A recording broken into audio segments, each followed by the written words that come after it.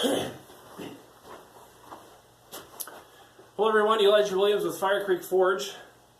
This is the new shop. It's got a lot of work left to be done on it, but it's coming along, and it's definitely the nicest shop that I've had to work in yet, so I'm really thankful for it. Had to tear out some really terrible shelving and different things like that left by the previous owner, but it's a work in progress. We're getting stuff done, and it's a blessing to have it, so I thought you might want to see that. This video today is going to be about knife steel, and basically 4 points that I think are important when it comes to buying knife steel. And this video is geared towards the beginner knife maker, somebody who maybe has made a few knives or hasn't made any yet, or somebody who wants to know more about the knife making process, the custom knife making process, more precisely. So this is the second video in the series that I started some months back for the purpose of the beginner knife maker. The first one, I believe, was 4 myths about knives and knife making. So if you haven't seen that, check that out. Heat is not one of the things they have in the shop yet, but that's okay. The first thing that one should be aware of when looking to buy knife steel is purchasing a steel that matches your skill level and equipment level. And let me back up just a minute, because I want to say that knife steel, if you're not aware, is a steel that has the ability to be hardened and tempered, heat treated overall in such a manner that gives it the properties that are necessary for a good knife, such as hardness and toughness, abrasion resistance, that kind of thing. So this is going to be everything from simple high carbon steels like 1075 all the way to high alloy steels like 440C, that's an old one, S35VN, there's dozens. These are all nice steels. What you need to be aware of is what's required to heat treat this particular steel in the proper way to get the capacity, or I should say the potential ability out of that particular steel. Heat treating is really the heart and soul, or at least the heart of knife making, because without it, you're not going to have a steel that has the properties necessary to make a good knife, or at least the best knife that steel possibly can be. And so, understanding the heat treat process for the particular steel you're working with is very important, and understanding your ability to complete that heat treat process is also very important. So, if you're working with a simple forge, there's nothing wrong with that, but you don't really want to start with a high alloy stainless steel, for example, because the heat treating process for that type of steel is very different than something like 1075 or 1080 or 1084, for example. You're going to have to hold this high alloy steel at a high temperature for an extended period of time, for example, in order for the steel to be able to do what it needs to do to get into solution. Otherwise, you're not going to have the properties that steel is capable of, and at the very best, you're going to have a steel that's mediocre for what it's supposed to be, and quite possibly just junk overall at the end of the day. So, when you go to buy steel, you need to be aware of the heat treat process that's necessary for that steel. Generally speaking, if you're working with basic tools, basic equipment, you're going to want to stick with the simpler high carbon steels, and that includes, like I said before, 1075, 1080, 1084, and even perhaps 1095, and even perhaps 01, depending on your ability to hold temperatures, and if you have a heat well, for example, and some inexpensive and simple thermocouplers that allow you to monitor the heat in the controlled area in your forge that allow you to do that. 5160, for example, is another one that's relatively simple to heat treat with basic equipment. So as you go forward, be aware of the heat treat process necessary for your type of steel, and then purchase accordingly. You want to set yourself up for success, and so buy a steel that you can adequately heat treat in the proper manner and get the most out of that particular steel. As you move on, you're going to move on to other steels as your equipment and knowledge grows. But don't start out with something that's going to, at the very best, be mediocre because you're not there yet. We all started out with basic equipment, and there's nothing wrong with that. Second thing is, not all steel designations or names equal the same thing. So 1080, for example, is a steel that has about 0.8% carbon in it. It's got a little bit of manganese in it, and then a few small amounts of impurities like phosphorus and silicon, and then of course iron. And that's what makes 1080 steel. But depending on the manufacturer, it could be the same steel that's being sold as 1075 or vice versa. But a better example for this particular issue is something like 1084. So I have a bar of 1084 on the shelf over here that has about 0.8 or 0.84% carbon in it, and some manganese and the very small amounts of impurities, and then iron. And it's being sold as 1084. Excuse me. It's very different than the 1084 sold by different companies and made by different manufacturers. Another type of 1084, which is the well-loved 1084 of the knife making community, it has about half a dozen different small amounts of alloying elements in it that lend some really great properties to the steel. And when most people think of 1084, knife makers think of 1084, that's what they're thinking of as far as I'm aware. And it's a very different steel, really, than the simple high carbon steel that I just mentioned. But they're both called 1084. So you really need to be careful to look at the certification of the steel that you're buying to know what you're really getting. There's other steels that have the same issue. 01 is one of them. There's some different varying alloying components and quantities depending on who you buy it from and what manufacturer.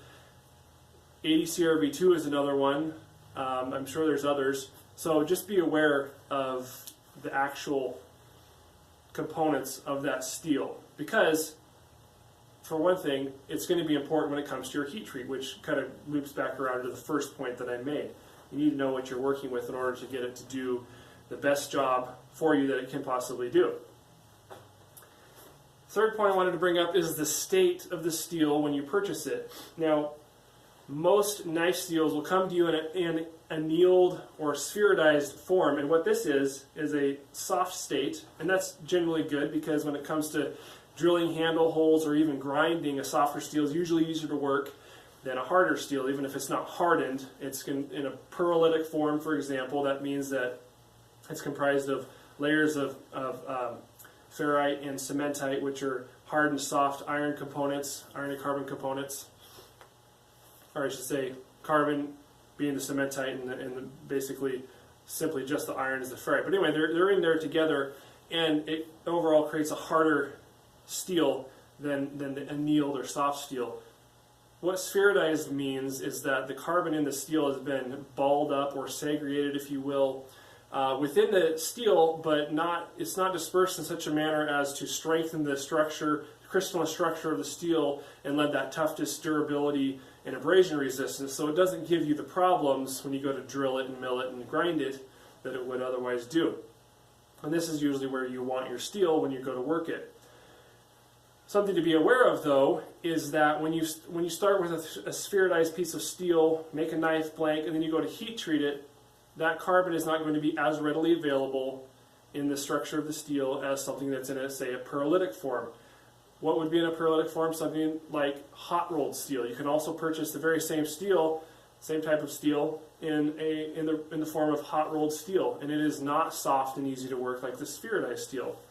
So that's one consideration, how easy it is to work and what you're dealing with, but also it speaks to, or should speak to, the starting point of your heat treat process, because multiple knife makers out there agree that the carbon in the steel is less readily available in the spheroidized form than it is in the pearlitic form.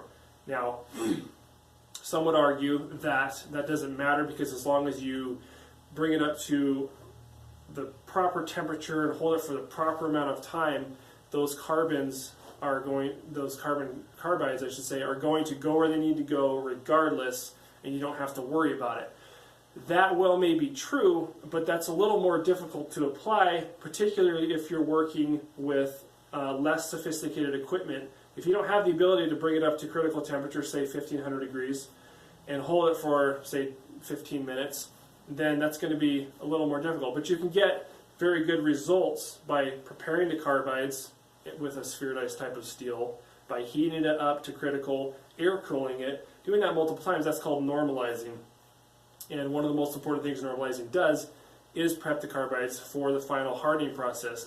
That's a subject for another video, and there is a little bit of debate on that, but the professional knife maker in particular that I've talked to, who I respect highly in the research that I've done, that's the direction that I go with my heat treating, is prepping the carbide. So if you're starting with a pyrolytic steel, generally speaking, you're not going to have the same need to do as much prepping for carbides as you would with a spheroidized piece of steel. So just a little tidbit of information to be aware of. And this is specifically talking to stock removal knife making. When you heat it up into a forge and do the forging process, you're dealing with a whole different set of issues. And that's also a subject for another video. The fourth thing I wanted to talk about is just some practical shopping tips or issues. And that's just about the availability of steel and cost and shipping and all that kind of thing. So what I have personally found is that nobody seems to have all the steel that I want to use and all of the dimensions that I want to use. And since I'm not working with giant sheets of steel and cutting it out like a manufacturer, most of us out there are not, I have to buy it in the bar stock, and I'm cutting it into sections and grinding, the knife out when I do stock removal knives, for example.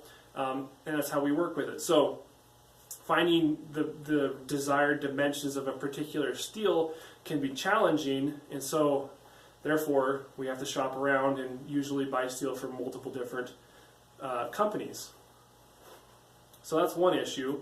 Nobody has everything you need in one spot. Another issue is simply the practicality of cost when it comes to shipping. So there's some companies out there who don't really have a flat rate type of shipping deal, and it seems like shipping companies like to charge a lot of money for thin, skinny 36 or 48 inch packages. I'm not sure why, but you can easily spend $50 in shipping on $40 of steel. And so when you go to purchase steel from these different companies, it feels very wasteful to me anyway to not, try to purchase a good chunk of steel, variety of steel or whatever, a good chunk of money that reflects the necessary shipping cost. But there's other companies that have a reasonable flat rate shipping, and they have a selection of steel, so you simply just have to shop around. But the ones that I use the most for purchasing my steel are, and I buy different steels from these different companies. I don't buy the same stuff from them, otherwise I'd just be buying from one company. New Jersey Steel Baron, which has some very well-regarded steels.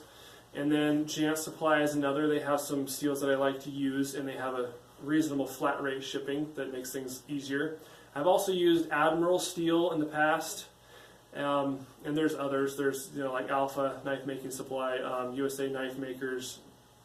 I haven't purchased from them yet, but there's many out there. You simply have to shop around and find what works for you, because most of us are not down the street from a supply house where we can just go buy some bar stock for our next knife build. So these are all online, and I'll go ahead and put links to these companies in the description below. Anyway, that's just what I wanted to cover for you guys today. Hopefully this video was helpful for somebody, and if you liked it, please give it a thumbs up and even subscribe to the channel. So thank you for watching, and since it's that time of year, Merry Christmas. Have a great day.